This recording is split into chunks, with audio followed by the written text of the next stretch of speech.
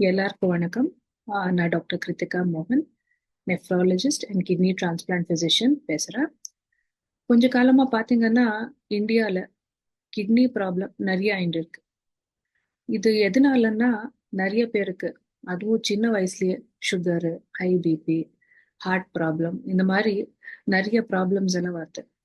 இதோட சேர்த்து நிறைய பழக்க வழக்கங்கள், unhealthy diet, sedentary life style, exercise பண்ணாம ஆக்டிவ் இருக்காம, அதோட சேர்த்து ஸ்மோக்கிங், குடிக்கிறது, இதெல்லாம் கிட்னியை அஃபெக்ட் பண்ணலாம்.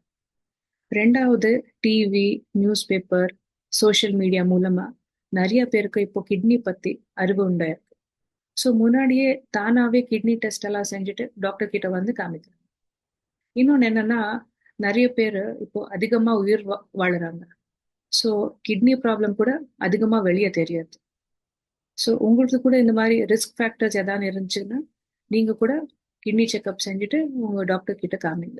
நன்றி.